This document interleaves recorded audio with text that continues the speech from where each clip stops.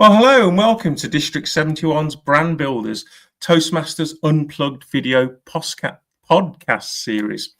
Hi, my name's Nigel Smith. I'm from Birmingham Boring Speakers in Area 39, and I'll be your host this evening. And I'll be supported in our background by our amazing series producer, Olga Byrne. Now, tonight you're in for a real treat. Our episode, which is actually episode 16, is entitled Your Story, Your Power. And this brings me on to our guest speaker. She's been a Toastmaster, I think, for a little over 3 or 4 years. And in that time, she's made a significant contribution to our district status, appearing in the Toastmasters World Championship of Public Speaking, not once, but twice. And I'll share her secret here. It's about storytelling and the magical power it has to connect, relate, and bring people together. Beyond that, I'll share a couple of things. Well, maybe one thing I have in common. We both did time at the University of Warwick, but only one of us did French and theatre studies. And it wasn't me. Dull, I did engineering business management. But anyway, by day, our speaker, she's a clarity coach and helps people find happiness and fulfillment in their personal and professional lives. She removes that mental and emotional blockers that can hold and cloud our thinking and cause us stress. And by night, she pretty much does the same thing in the wonderful world of Toastmasters, which she uses as a platform to branch out into true storytelling. So here to share why storytelling is a super strong superpower, please help me welcome our very special guest speaker this evening, Jackie Tweedy.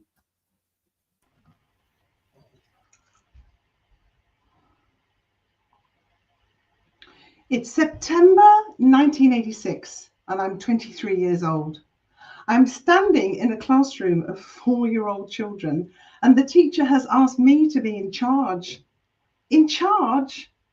William has just jumped on the table. He's shredding tiny pieces of paper and throwing them in the air to make a snowstorm.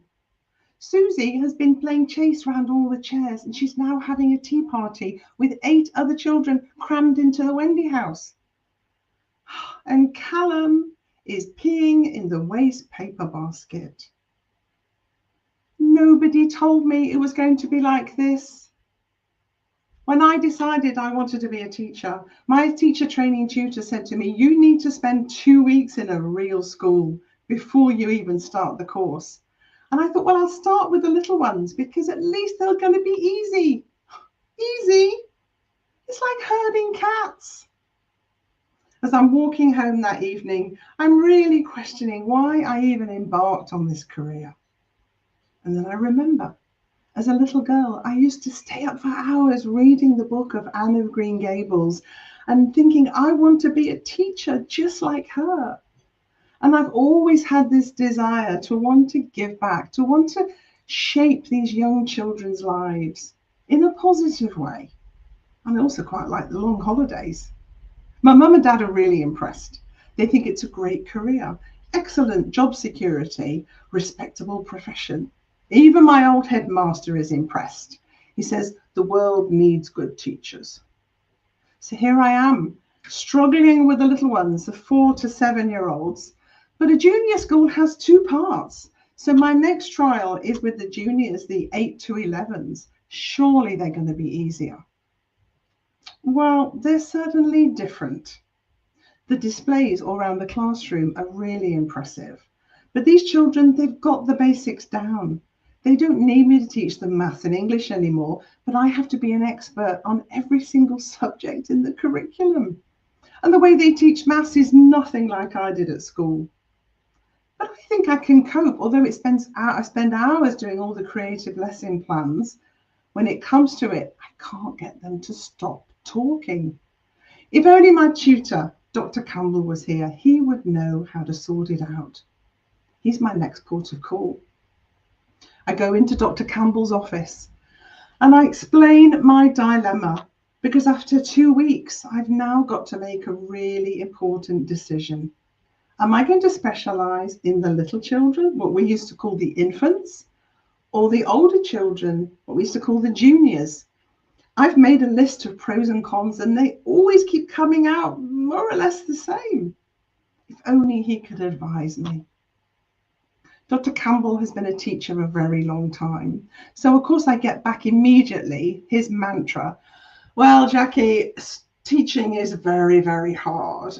If I were you, I would think very carefully, because if you're not committed 100% from the get-go, you won't even stand the course. And then he walks over to the window and looks outside. I know what's coming next.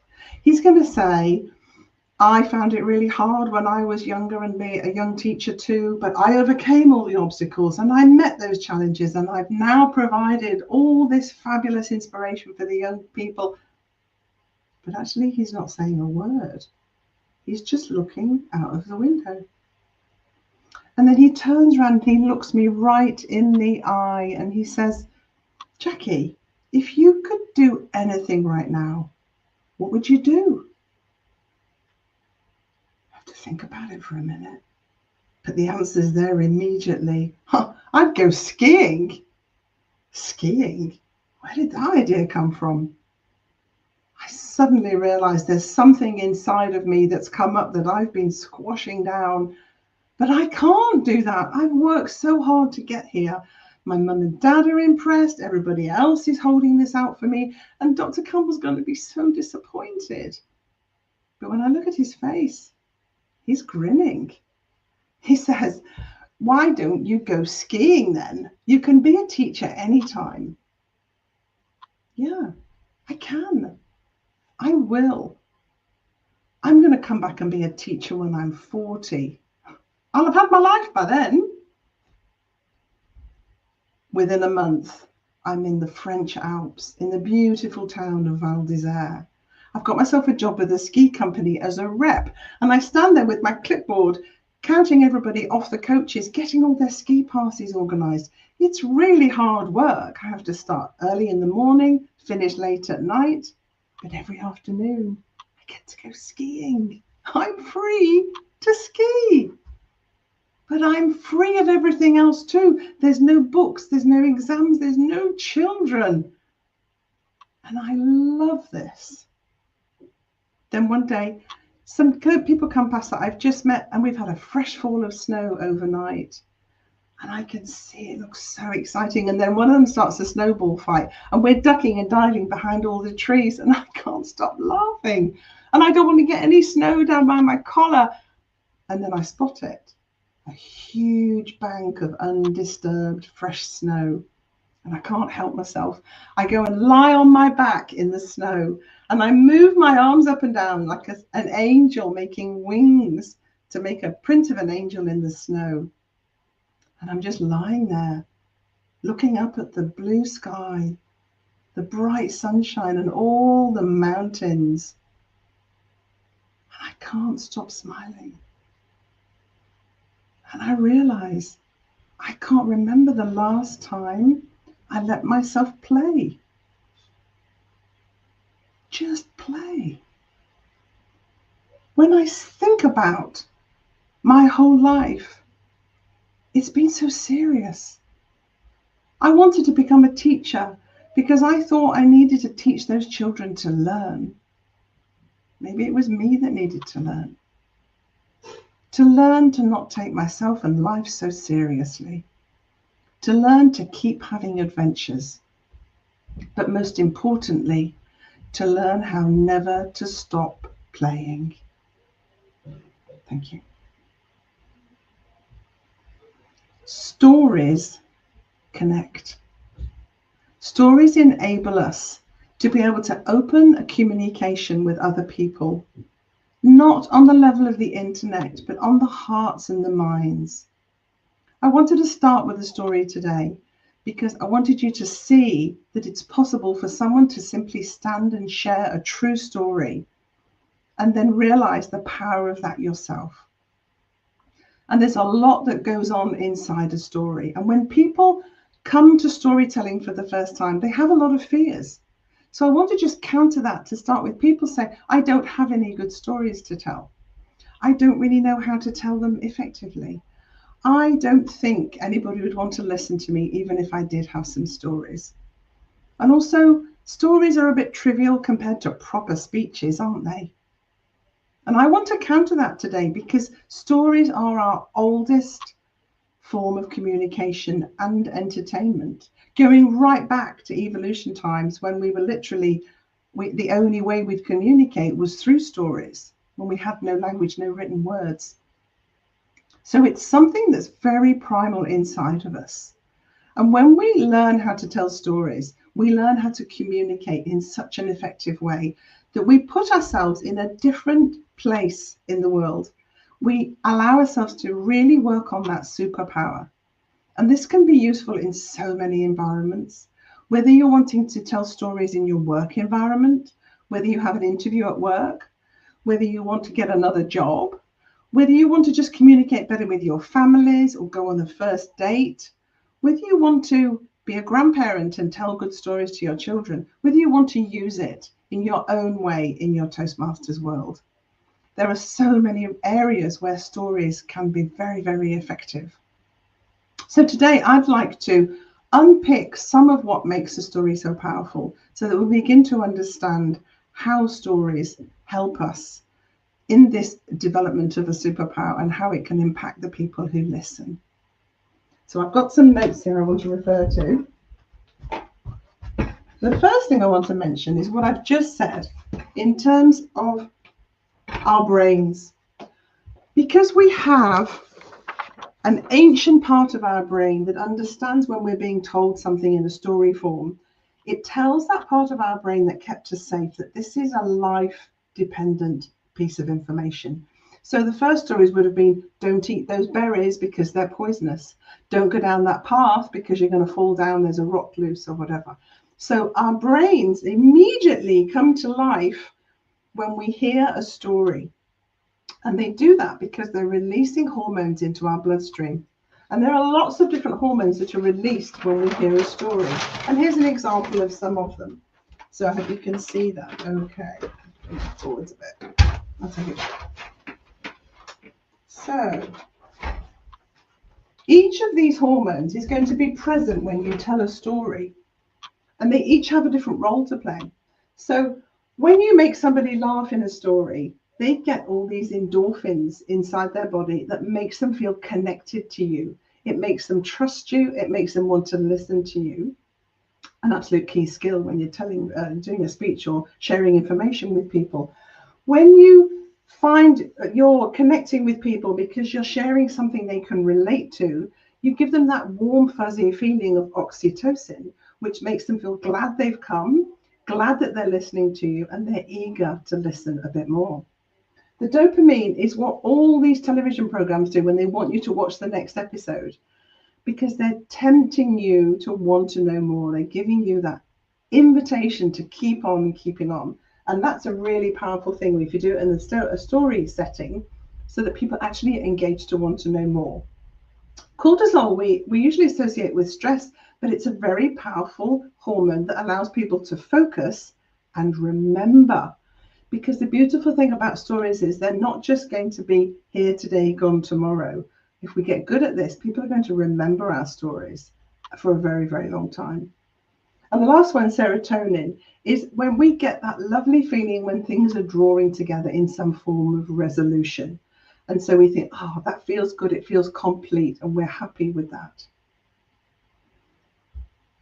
The storyteller remains one of the most important people in society. Don't trust me, there's this ancient proverb that says, if you tell me data, I will learn. If you tell me truth, I will believe. But if you tell me a story, I will hold it in my heart forever. So that's the reason I love storytelling, because it seems to go underneath the radar of our logical brain and open up that possibility of us connecting, not just with our heads, but with our hearts and our minds. So physically, we are biohacking somebody's brain when we tell a story. And we're going to be talking later about how specifically we do that, so that we become awash with these hormones and we love the experience. We want to listen to more stories.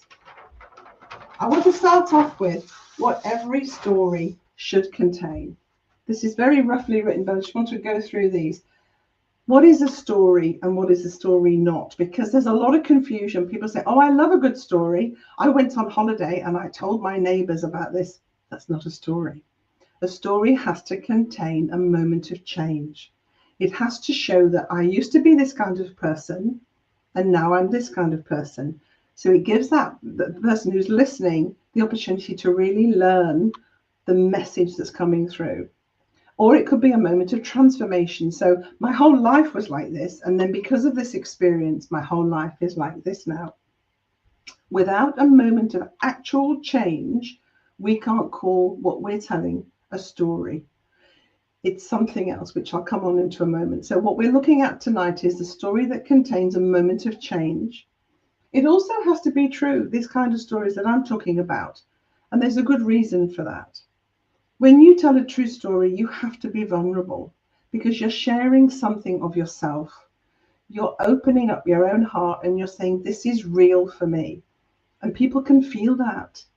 People know that you're being authentic and truthful.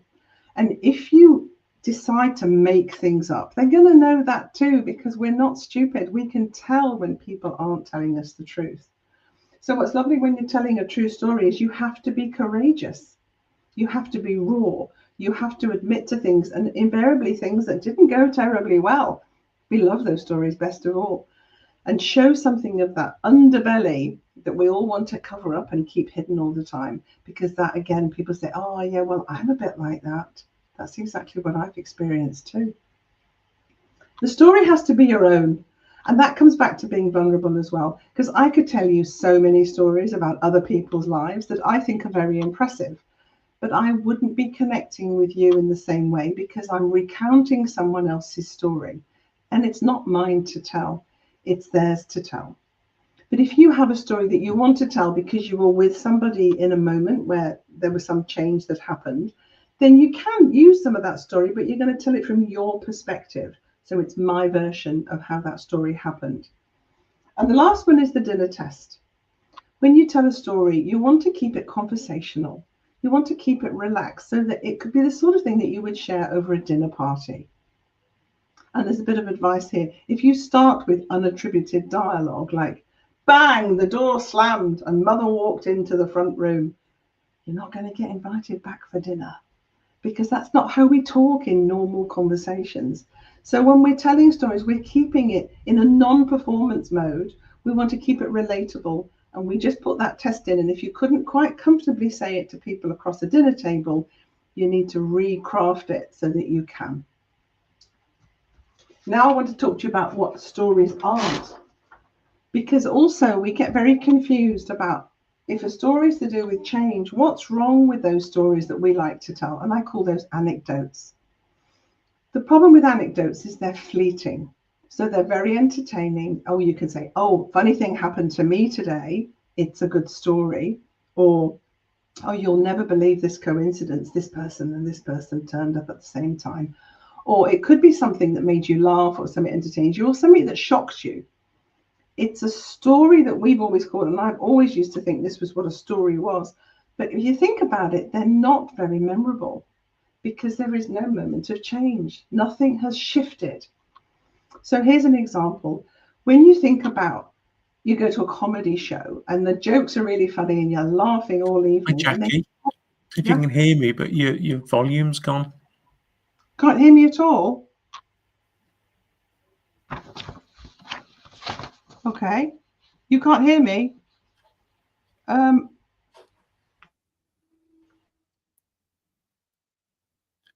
You've just muted. Yeah. Can you hear me now? Yes. Yes. You can? Yeah. Good. Thank you, Nigel. So you've gone to a comedy show, you've laughed and laughed all evening till your tummy hurts, and the next day somebody at work says, oh, was it good? Yeah, it was a great evening. Can you tell me some of the jokes? You might remember one or two. You're not going to remember very many. But I belong to a storytelling group in London where we stand on stages every few months and we tell stories, and I can tell you all the details of all the stories that I've heard on those stages because they're not anecdotes. They're stories that contain change. They're true. They're that person. They're authentically told with vulnerability in a conversational way. And I remember them, not because I'm trying to remember them, but because they've undergone that radar and I can experience them and I remember them afterwards as well. So we don't want to tell anecdotes. You can have anecdotes within a story, but don't make your whole story an anecdote. The other thing you need to avoid if you want to tell true stories that have real impact is this concept of a fable or a folklore story. You know, the sort of thing like, oh, how the sun was formed, and stories about animals and that sort of thing. They're entertaining again, but they don't change people's hearts. And, you know, if we want to help people to change, we want people to remember our message, they're not going to remember it with a fable or a folklore.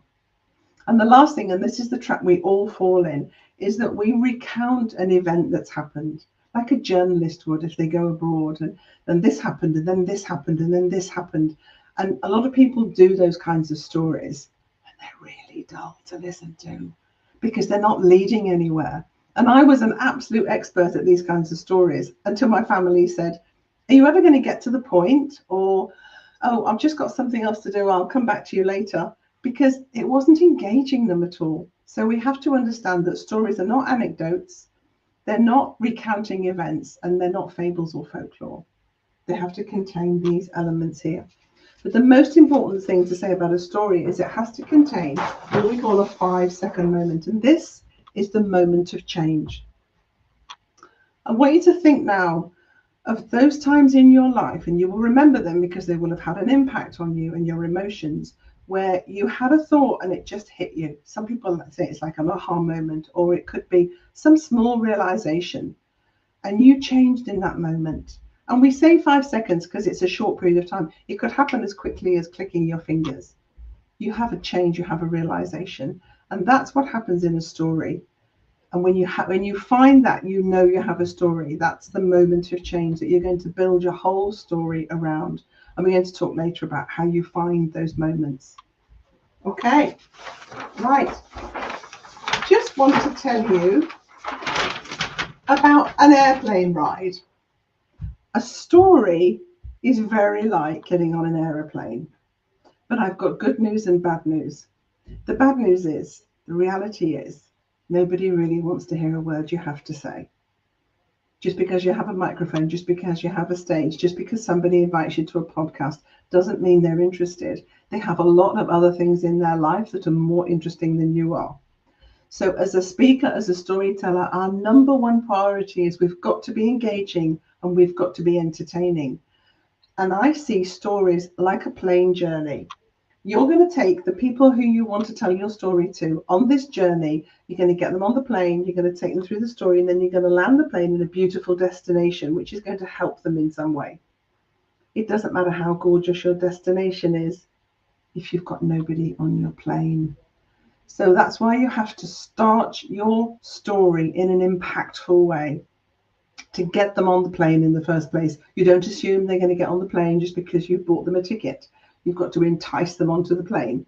Once they're on the plane, then you start with your story and your journey arc, as we call it. And then you can land the plane. And this is going to be your 5-second moment. You're always going to end your story with your moment of realization. So this is your 5-second moment. How long is this story going to be? It's going to be as short as you can possibly make it. Even if you want to say it over a long period of time, you need to keep the story structure really tight because people are going to get distracted otherwise. It's like you're showing them a movie, and if you start to go off onto different tangents, they're going to get distracted and lose interest. So we start as close as we possibly can to the end. If you've been on a plane, you've probably been told the most important parts of a plane journey is when you take off and when you land. It's the same with a story. So the most important part is to get the people on the plane. But if you don't know where you're going to take them, that plane's not going anywhere. So my advice is always that you start at the end. Once you know what the end is, you need to go back to the beginning and find the opposite of your 5-second moment realization. Think about the film When Harry Met Sally, and it's the true of very many films. The film opens with a situation, and if you remember that film, if you're familiar with it, there's a couple, and Harry says to Sally, you know, let's do whatever we're going to do to go on this long journey. And Sally actually says, I hate you, Harry. And we know, don't we, in our bones, that by the end of the film, they're going to fall in love. So we set them up. We decide what we're going to finish with, and then we have to find the opposite of that 5-second moment so that we can create the arc of that story. And once we've found that, then all we have to do then is work out all the different stages we're going to put in between. So the journey, the beginning and the end is important. How we fabricate that, how we craft that comes afterwards. And this is how we start to craft it. So we're going to have to put the people who are listening to your story, we're going to have to get them engaged. And how you get them engaged from the get-go is you tell them where you are. And it has to be somewhere physical. So you could say, I'm in the kitchen. Everybody can picture a kitchen, so you don't even need to give them lots of adjectives. In fact, adjectives can distract people. So you say the kitchen, they will all picture the kitchen. And so immediately they're with you because you want to use their imagination rather than try and impose yours. If you've ever read a book and then you go and see the film of the book, you may have had the experience of saying, no. She didn't look like that, or that house didn't look like that. I pictured it in my mind. It looks nothing like that. So instead of having the clash of what you're picturing and what they're picturing, you literally let them use their imaginations. So you might say, I'm in the kitchen. I said in my story, I'm standing in a classroom full of 4-year-old children. So once you've started that, immediately, this is important. Location is important. Remember, our brains are going to work out where the poisonous berries are. She's going to tell me something really important. She's standing somewhere. I need to know what's going to happen next. The next thing we need is some movement. If you watch any film, they start with movement. So you might see a plane coming over New York, or you might see somebody that's in a fight, or you might see a car chase. We need to get this thing going. And this is us getting that plane off the ground. So we need to know where you are, and we need to know what you're doing, some sort of verb, some sort of movement. Even if it's just standing, I was standing at the front of my classroom, but at least you knew where I was and what I was doing. And you remember I told it in the present tense. And the reason we do that is because when we bring people into our story, we want to relive it rather than tell it. So I could say to you, when I was 23, I had this experience, and you're going to switch off quite quickly to that because it's a recounting. We know what recounting does. It's just like, well, that's old news now. But when I tell you I'm in the classroom and this is what I'm feeling, I actually see that classroom again in my mind's eye when I'm saying it. And hopefully you see the classroom when you were 4, or maybe you've been in the classroom with a teacher, or maybe you've seen a picture of a classroom. You see your classroom. And so the story comes alive in your mind. And when we start in this way, we've got that plane off the ground. And what I love is once the plane is off the ground, you've got those people in your hands, but you can't give up then. You can't just drone on about something really dull. You've got to keep them in that activity of being engaged in your story. And there are lots of different skills that I want to go through now that will show you just how I used things that we're talking about in storytelling to tell the story that I opened with tonight. So Nigel, if you want to come back. Hey Jackie, thank you so much for that. That was a wonderful dive into the world of storytelling. Before we get into a little bit more detail, how are you today? I'm great, thank you. Very well. Yeah, apart from a crazy voice. I think the voice has gone a bit deeper. And how are you feeling? Because that sounded like a really energy-fueled session. Does it make you feel good? Yeah, it did. I love storytelling, as you know. It's one of my great loves, and one that I've come to relatively late, because in Toastmasters I learned how to do speeches, which is a slightly different flavor. But as you said earlier, I always wanted to put a story into my speech. So now I do both. I still do speeches with stories inside them, but I also love to do just pure stories. And that's what I do when I go down to these contests in London. Excellent. Well, maybe we'll learn a little bit more about that a little later. But the first thing is, how people who are listening here this evening, how do they find their story? And perhaps, how did you find yours? Thank you for that question. It's really important. There's a technique. One thing I do want to show you, just one moment. I'll get it for you. I've been studying with a gentleman called Matthew Dix, and he's written a book called Storyworthy. And he has been telling stories all of his life, and he's come up with a method which has really helped me that I'd like to share with you now. It's called Homework for Life. And the theory behind this practice is that we have things happening to us every single day that are story worthy, that are important, that could really help other people if we were to share them, but we literally let them pass through our fingers because we forget them. And so the invitation is every night you take 10 or 15 minutes and you just write down key words that are going to remind you of some of those situations that happened, some of those thoughts, some of those realizations.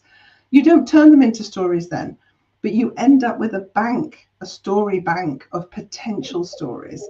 And some may just be anecdotes, and that's fine, because you can always put a really entertaining anecdote inside a story.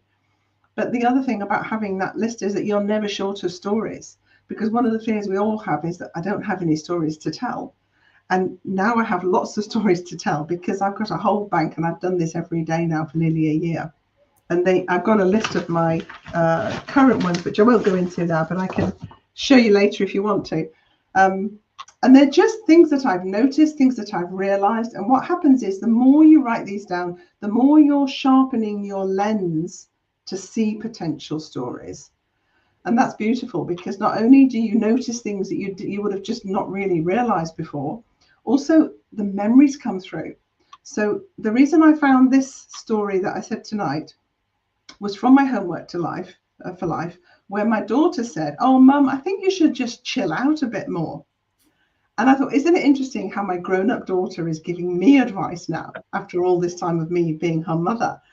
And I thought, chill out. Yeah, I remember chilling out.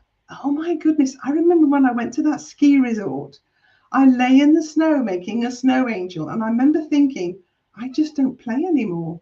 I take life so seriously. And so the moment of life was my daughter talking about chilling out, but it struck a memory in me that then came to the surface. And that became my 5-second moment of, I'm just not playful. And yet it's a really important part of my life. And I just thought it was all about getting a proper job and having money and security and respectful profession. And actually, it was about joy. So that 5-second moment was where I started, but me giving myself permission to play in Val d'Isère when I went skiing. Excellent. And just back to your story bank, I'm interested. You said a couple of interesting things there. One is you'd only started it a little over a year ago, but I like maybe some people listening on this podcast, they might be thinking exactly how you started. Well, where do I get my story from? There's no stories in me. I'm not interested. Nobody want to listen to it. What I am interested in understanding, Jackie, is since you started that process just a little over a year ago, how many stories do you have in your bank so far? Oh my goodness, more than I'd have opportunities to tell. Because I started off, I might have 1 or 2 a day, and then I've got 3 or 4 a day. I think yesterday I wrote down 5. Now, I'm not going to tell all of those stories, but what's beautiful, the other benefit, which I adore, Nigel, is not only do I have a bank of stories, but I haven't lost any days. I can go back, and before I did this process, I'd say, like, what did I do last Thursday? Oh, I can't remember. I don't even know what I was wearing, what I ate, what I did. I can look back to last Thursday and say, oh yeah, I saw that and I realized that and this happened, and suddenly that day hasn't disappeared. And as you know, my mum had dementia and she lost a lot of her memories because obviously the brain can no longer connect with those synapses. So even if that was to ever happen to me, I've got my story safe. So it's really lovely to know that you're going to keep remembering those things because you've written them down. Yeah, and it feels almost like you've got your own cortisol injection kit to give you that focus for 10 or 15 minutes every day to sort of note down. I mean, I keep a gratitude journal, and I sort of relate to a little bit like what you're saying, because every day is not great, but there is great in every day. And sometimes I struggle to write one thing down, and I try and go for at least 3. And then other days I can't get below 5 because there's just so much wonderful things going on. So I imagine it's like a bit of a habit or a mind gym routine that you're into, which sort of focuses your mind into looking for things. And, you know, we all know, don't we, the more you look for something, the more you'll find it. It's like, you know, I never see white cars until you start looking in there. That's all you can see. So that's clearly a technique that you've sort of built on and worked on and developed over the last year, which is phenomenal. And the secret is, just like you've done, Nigel, is that you allocate a small amount of time. It's really got to be small, Because if you start writing out the story, then the next night you think, oh, I haven't got time to do that tonight, and you miss a day. If you miss a day, you're going to miss two. If you miss two, you'll miss three, and then it's gone. Oh, yeah. So the thing with these habits is if you just write down those key words, and it's good, what Matthew Dix recommends is just a spreadsheet, the date, the key words are like 4 or 5 words that will instantly bring back that moment and that occasion that happened to you. But also he writes an M if a memory has come into your mind because of that. Like this one where my daughter said to me, why didn't you chill? I thought, I remember that now when I was in the Alps. So that would go under a memory category because it didn't happen now. It was a long time ago. But it's still relevant to my life now, and I love that. So yeah, you've got to keep it short, but you've got to do it regularly every single day if you can. Wow, that's amazing. So my next question for you then, Jackie, is you touched on it a little bit with your plane sort of analogy, which I really liked. But how do you really decide where to start? That's a really good question. Well, you remember when I said you're going to start at the 5-second moment, and that's going to be at the end. So the end, my 5-second moment is me lying on the snow, making a snow angel, looking into this beautiful blue sky to think, I need more of this. It's been such a long time. I can't actually remember the last time I let myself just be playful. So that's my moment. So now I need to find the opposite, like the Harry Met Sally scenario. If that's where I'm going to end with the realization that playing is good, I need to find the opposite. So I started it in the classroom, where if you remember, I was actually trying to get the children to stop playing. Yeah. I was so serious. I was saying, get off the table, come out from the Wendy house, stop weighing in the face paper. Can you all just calm down so that I can teach you something of value here? And so the opposite is being really, really unplayful and being very serious, and then being very engaged with how important it is to have a proper job. And I've spent years preparing for this moment. So that was the opposite. And as soon as you found the end, you can find the beginning. So that's how I did that. And of course, you weave through that path, the actual change that you talk about in the format of the story, because there's got to be something that's happened. I know you mentioned the hero's journey before, which is another methodology type thing, but it's about where you were, where you are now, what happened, how you overcame the obstacle, how you realized then to share what that learning is. And so you put it together in a really cool way there. But can you tell me a little bit more maybe about the flashback scene? Yes. So when you're crafting a story, you've got to try and keep people engaged all the way along. So you want to keep some mystery, you want to keep some suspense, you want to keep some surprises, you need to have some contrasts of the different ideas in the story. All these things, they send off little light bulbs in your brain to go, oh, oh, oh, oh. And you need to be doing that all the way through the story to keep people on board in that plane, to keep them engaged. And one thing you can do is to use a facility called a flashback, because sometimes you have to fill in the gaps. What's interesting about the start is it's really important that you start in the action. I mentioned location and action. You want to start where something's actually going on. So I started in the noisy classroom. So you immediately know I'm a trainee teacher. I'm trying to organize these kids. I don't know what I'm doing here. It's just overwhelmingly hard. So you know that already. But I could have started with the preamble, and this is what we always do wrong. I could have started with all the, oh, I don't know what to do after my degree. Oh, I think I'll be a teacher. Oh, what do I need to do that? I need to apply for a teacher training course. Oh, I wonder if I'm going to manage this. If I'm going to be a junior school teacher, I'm going to have to do. And that would be really dull. And then I'd say, now I'm in the classroom and you've all gone to sleep. You've probably left the room. So I'm dropping it straight into the classroom. That's where you need to understand you are. But I've somehow got to explain the preamble. And so you do that with a flashback.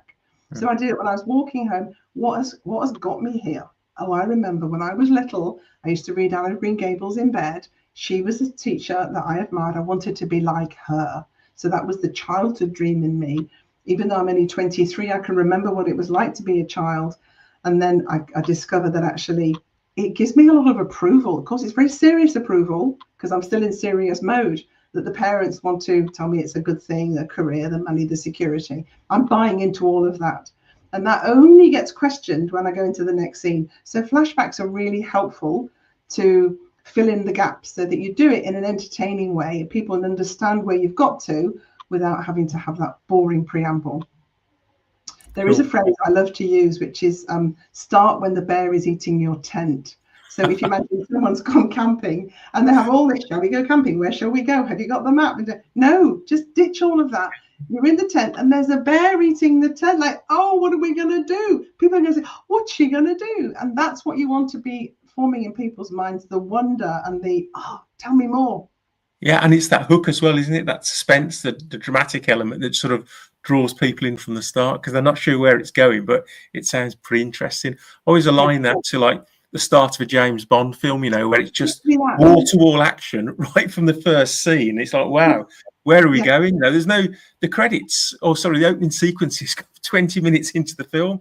And sometimes the first part of the film has got nothing to do with the rest of the film, but it just gets you engaged. It gets you buying into the characters and things. So wonderful. I've got a question coming up about films in just a while, but one thing I just wanted to pick up on that you're saying there, Jackie, which I think is really important, is all about location. So can you just share with the people listening in, why does each of the scenes need a specific location? Good question. The thing with location is, as I said at the beginning, we have to, we're basically hacking someone else's imagination. We have to get you as the listener to picture the situation that you're in. If I start to talk generally and you can't pinpoint a location, your mind is going to wander to what am I having for tea and what am I doing tomorrow and what have I got to do for work, because you can't picture it anymore. And that's why in a movie like you've just described, you have the action start and then you'll see the hero and they're always somewhere. Now, when we're talking, we have to create that movie in their mind. So we actually have to have a scene, a location for every single scene, because it means as an audience, we get to relax. Oh, I can picture this. I know where I'm at. She's in a classroom. I can picture a classroom. She's walking home from school. I can picture that. She's in her tutor's class office. I can picture the office, the desk, the window where he's standing. And the beauty of that is at every moment, the audience stays relaxed and connected because they've got something to do. They have to work to picture what you're describing. They can't just sit back, well, you just tell me all these facts. I'm just going to switch off. But if I can picture all those scenarios, because you're making me do the imagining, then all you have to tell me is where you are and I can picture the rest. Yeah, interestingly enough, one of the most important things I took away from when you were doing the synopsis after your initial story was all about, you know, you talk about I was in the kitchen, but you don't describe what the kitchen you were in were like, because everyone's got their own preconceived ideas. And then they're building this mental model and imagery in their mind. And for me, that is them becoming almost like an active listener into your story, because they're sort of immersed. And then you're adding details here and there. And it's a bit like you said, when you read a book and then watch the film, it's two completely different things, because you've constructed one in your mind and then it's portrayed visually by Hollywood in a completely different way. So I think the great dramatic start for the hook to drag them in, but I think the ability to draw people in by getting them to create that mental image of what you're talking about is so, so important, because it just brings it to life for them in a really special way. Exactly that. It keeps them on the plane, Nigel. It keeps them on the plane. They can visualize it. They're engaged. They're working hard. They're imagining. But the other thing is, not only are they relaxing, as a speaker, you get to relax as well, because I know my scenes. And I know I'm walking from one scene to the next, like an actor would walk from one scene to the next. And when I'm saying it, that enables me to relive it in the moment. Yeah. So I'm picturing what you're picturing. Yeah. And the other thing, just going back on that, you mentioned as one of your criteria, you know, the story has to be true. And because it's true, you don't have to make it up. It was an experience that you had. And I'm absolutely certain that every time you tell even the story you've just told us this evening, it'll be subtly different in one or two different aspects. But, you know, broadly, the foundation, everything will be exactly the same. But you don't have to make things up. You don't have to remember things that didn't happen, because you know it happened to you. So the recall is always there. It's always in your mind because it's memorable anyway. So for me, that was another great takeaway. And it was interesting while you were just talking about planes, by the way. I was sort of smiling to myself when you're doing the takeoff in the air and the landing, because I always remember once somebody told me that a landing is in fact a controlled crash. And of course, that's not something we want in any of our stories or speeches at all, but did make me think of that. The other thing I must mention about the scenes is you don't really want to have more than 7 scenes. What you don't want your audience to be like, where the hell are they and what are they doing there? Because there's just been too much. So there's a reason why we have 7 numbers in our mobile numbers, because it's the maximum that a lot of us can remember. So 7 scenes is great. Fewer is even better. Some stories I've got, they're just 2 scenes, literally 2 scenes. It all happens in a very small location. So it's really, as you say, but because you're reliving it, you're literally walking from one scene to the next. It just means you don't have to remember it. You just live it again. Yeah, well, it's interesting about the 7 because by day I'm a project manager, and I often say my ideal project team size is 7 Oh, because really? I can feed them with a pizza, or whatever. And but even Napoleon had all his regiments and his generals; they were all in 7s because if it's more than 7, it's really difficult to sort of control because there's just too many things sort of going on, and we know about task switching and what that does to your mind and everything. But interesting you say about 7 scenes in a story. That's memorable as well. But we've talked a little bit already about the movies, and what I'd really just like to try and explore here a little bit more, Jackie, is what do stories and movies have in common, do you think? They have a lens. They have a lens. The same way when you're watching a movie, you don't see the whole picture. You see what the camera wants to show you. And so with a storytelling scenario, what you want to do is make that lens really narrow because you want to create mystery and suspense. You want to create surprise. If I tell you it all in one go, then you go, oh, what have I even got to listen to anymore now? That's already done. It's all revealed. But when you see a small part of a film and then you focus in on that and you think, oh, I wonder what that is. What you want your audience to be saying is, I wonder what's going to happen next. I wonder what's going on here. And then you allow that lens to become larger and larger and larger. But also you can point it at certain things, knowing that the real secret's over here. You can zig when they think you're going to zag. And that not quite knowing where it's going to go is, again, keeps our brains like, what's going to happen, that keeps us engaged. Yeah. And also just going back to your sort of cocktail flip chart on the cliff edge about your dopamine hit, it's like, what's going to happen next? I often remember in my first sort of formative months in Toastmasters, somebody really experienced said to me, in a great speech, and it's slightly different to a story, but he said, make them laugh, make them cry, make them wait.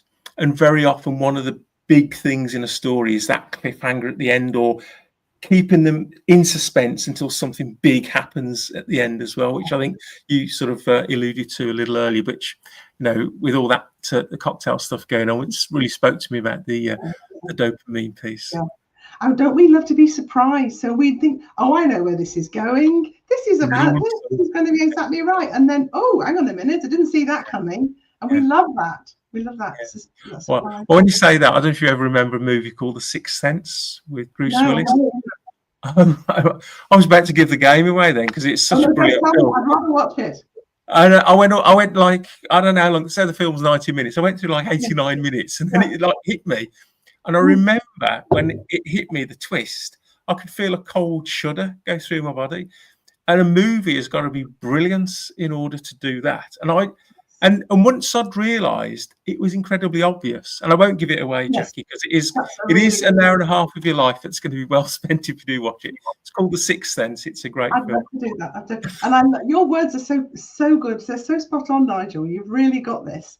Because exactly that you, at the end, you think, well, of course that's going to happen because these clues have been planted like clues in a mystery story. There was this, and we've clocked them, but we haven't put them all together. And then when they all get put together, we get this wonderful feeling of, oh, yes, of course I knew that was going to happen, but I didn't realize it till now, which is so delicious, isn't it? Excellent. No, that's wonderful. And maybe now, just as we're drawing to a close a little bit, Jackie, let's get a little bit systematic, shall we? And can you just sort of outline the specific tools that you use in a story? Yeah. So the biggest thing that we need to think about when you're crafting a story is decision making. It's absolutely key. We think, oh, I've got to tell a really lovely story in a really lovely way. No, you've got to be absolutely accurate with your decision making. And the way you do that is that you work out where it's going to end. Your 5-second moment is the change that makes it a true story in the first place. And then everything that adds to that denouement, if you like, the actual ending, the 5-second moment, that gets to stay in. Anything that doesn't add to that moment has to go. And that's really hard because you might have a really lovely bit you want to include, but actually it's taking them over there and it's not adding to it. So that has to go. So that decision making is quite hard to do. So you do a lot of editing. My stories are always really long when I start. I speak them, I record them, And then I realized they're far too long, and all the stories I have to tell in the contest are all 5 minutes long. So I hack and hack and hack. And what you end up is like distilling it down to the very pure bits that you want. And there are some key elements that you want to try and include if you can. So the first we talked about is suspense. You keep information back. Not that they're realizing you kept it back, because you want the reveal later. You plant things in, we call it breadcrumbs. So you're going to plant little hints, little clues in there, but you're not going to tell them why it's important yet. And so they've clocked it, but they don't know why it's important. You want to have some surprises. And the way you do that is you steer them all the way down this route, and then you flick it at the last minute and you take them to a different scenario. So when I did my surprise, I'm in the tutor's office. I'm expecting him to say, you know, you're better off sticking with the older ones. Don't bother with the little ones. They're clearly not right for you. And then he says, what do you really want to do? And I think, I want to go skiing. That took me by surprise. Hopefully it took people who were listening by surprise. And then you've got the stakes. You need things to be at stake. And that's like the conflict in the story. Is there anything at risk here? So for me, I risked disappointing him, disappointing my parents. I actually had to take my parents out to dinner to confess I wasn't going to be a teacher. It turned out they were really glad. They'd been really impressed on my behalf, and they said, you know what, I couldn't really see you doing that anyway. But at the time, I built it up into a big approval thing for them. So that was at stake. And also this idea that I really thought I should get a proper job with lots of security and money and all the rest of it. And I was missing the point, but I didn't know at the time I was missing the point. The other thing is humor. You need to try and make people laugh in the first 30 seconds. So those little scenarios I put in about the children messing about in the classroom are all true, but you know, they might have happened on different days, but I put them all in the classroom on that day because it's amusing. And if you smile, or you just have a warm smirk, or you actually laugh out loud, you suddenly think, she knows what she's doing. I'm being entertained. This means I can trust her. I can relax and just listen to the story. So humor's great. You can spot it all the way through. A really lovely way to have it is laugh, laugh, laugh, cry. So you're going to have amusing little anecdotes all the way through, and then hit them with the poignant bit of the truth. So you go, I couldn't see that coming, because it hurts more. You feel it more when you've been laughing. And I suppose that's the oxytocin moment then, isn't it, for the bonding? Exactly that. But the other thing that I'll finish on in terms of why we're telling these stories at all, it's not really for everybody else, Nigel. It's for us. It's for ourselves. Because every time we clock something that's meant something to us, it's touched our hearts.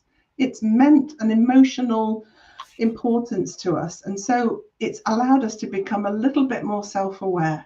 And so discovering those moments, writing them in your homework for life, is a treasure trove. Whether you ever tell a story or not, it doesn't matter, because those things are special. They're precious to you.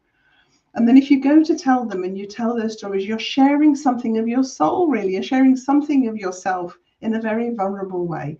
And then people remember those stories, and they come up to you afterwards and say, thank you. What you shared has touched me because it resonated, and it has, I relate to the story and that sort of thing. But even if they don't say that, the fact that you've shared it means that you've clocked it, you've realized, and you're just a little bit more aware of yourself than you were before. So although not in a narcissistic way, we are a little bit, all storytellers, a little bit self-obsessed, and we have a little game with the audience that we stand up and we tell a completely what would you call it, off-the-cuff spontaneous story, and they hear it as this off-the-cuff spontaneous story, and they know that we've spent several hours crafting that story so that it's told in such a way that they enjoy it.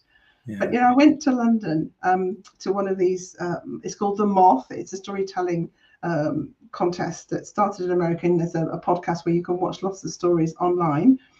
And I stood next to this lady in the queue. We were just waiting to go in, and she said, there was this woman, she told this story about when she was in Paris, and she looked at me and she said, it was you, wasn't it? And I said, yeah, it was actually. And she said, I was telling all the people in my office that story just today. And I think we forget that our words have power. They have impact. And so I told a story. It was an experience I had in Paris that had moved me. On the night it moved her. And this was 3 months later. She's recounting that story to some people in her work. So that's what I mean by superpower. It allows us to engage with people, to connect with people, to share hearts and minds, not just facts from your head. And it's such a joy not just to be able to tell them, but to see how they respond to it as well. And the other key thing in what you just mentioned there, Jackie, is it's memorable, isn't it? Yeah. the very fact you remember it 3 months afterwards. I mean, very often you can do something and, an event or something that's really great, and then you've got this thing called like the half-life of enthusiasm or the half-life of memory. The longer the time goes on, the more and more you forget about it. But stories stick in your mind, don't they? And you can attribute them to the person that told it, and you can virtually picture them telling the story again. A little bit like you did earlier on. We know all about your angel sort of thing in the snow, and also how it all started and that sort of twist point and all the rest of it. And it's more powerful, like you said, than just saying facts or anecdotes, which are like, they just fly by, don't they? They don't sort of stick magnetically to your memory. So I thought that was a really great shout out. I know we're coming really close to time now. There are a couple of things I want to do before we finish, but I'd like to finish with this one question. I think I read somewhere in all your amazing literature about there's 5 key things, Jackie, that we need to look out for or actually need to include in our stories. Do you just very briefly want to go through what these are? I've done them already, but I can revisit them for you. So the first is humor. Can you find something that's amusing? It hasn't got to be laugh out loud funny. What you're not doing is trying to do some stand-up comedy routine, but people love humor. It makes them feel warm and fuzzy inside. It makes them love you. It makes them want to listen to you, and it makes them remember you. So anything you can put in that's creating some humor fairly close to the beginning if possible, so everybody gets to relax. Because the other thing as a storyteller is if you get something back and people laugh, you think, oh, this is going okay, and then you get to go and do your story much more effectively. You want to have contrast, so you want to have some differences in there. So I had me being really serious and then me being really playful, doing snowballs and making angels. The more contrast you can create, the more the brain goes, oh, that's different, that's different. It wakes up, and that's what we want to do all the time, is to keep these brains engaged. You want to create some suspense. That's where you keep things hidden, and then you make them want it by giving them just a little bit. There are different techniques. So there's something called an elephant, where you make people believe your story is going to be about something, and then they buy into that, and then you change the color of the elephant by the end. So you thought my story might have been about how's she going to get on with her teacher training, what's she going to choose with her career. It turned out, how can she learn how to be more playful and not take life so seriously? So that was a change in my elephant. That would have made you question, where is this going? The other thing you can do is something called a backpack. And I used that with Dr. Campbell in his office, because a backpack is where you load your audience with expectations. This is going to happen, then this, and then this. And I said to you, I know what he's going to say. He's going to say this, this, and this, and this. Oh, no, he hasn't said any of that. But you're expecting him to say that then. And then he says, what do you really want to do? I want to go skiing. Where did that come from? Like, it's come out of nowhere because I've led you to believe he's going to give me a lecture.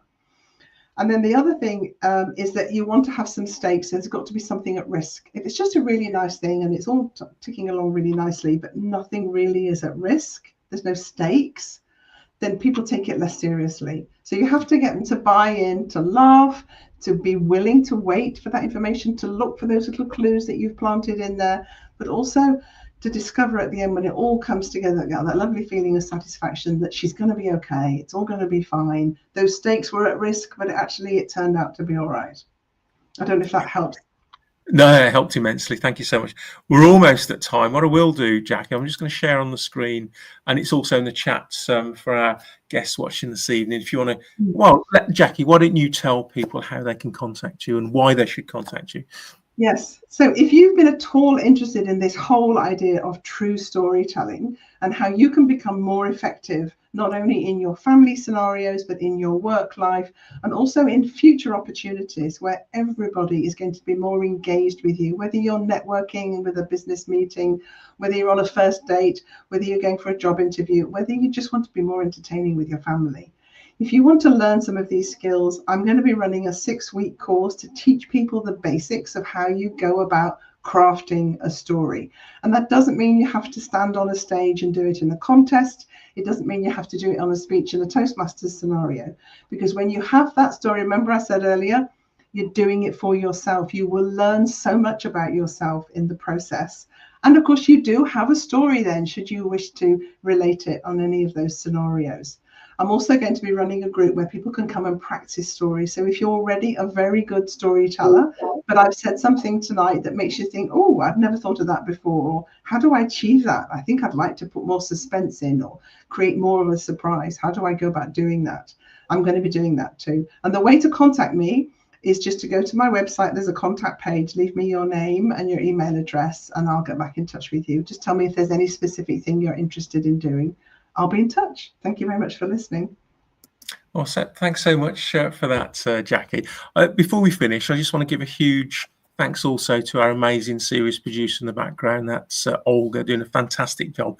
This is episode 16. We've had loads of really great guests, compares and hosts doing some amazing work in District 71. So thank you, Olga. But what I want to do at this point, Jackie, put you on the spot a little bit. I want the final words to be yours. What's the one key thing that you'd like people listening to take away with them this evening? To really believe that your life is story worthy, that there's things that have happened to you that are totally unique to you, and that you have a voice to share those things. And that if you share them in a way which is effective and impactful, you can change lives. You can change hearts, you can change minds, because we don't make decisions with data and numbers. We make decisions with our hearts. And the way you reach people with your heart to their heart is through stories. And you can do it. Everybody can do it. It's just a skill you need to learn and practice. And even if you decide never to tell those stories to anyone else, you will benefit from that. But your life is full of stories. That's the one thing I want you to really believe. Not only are they full of stories, but your life is worthy of telling those stories. We want to hear them. I want to hear them.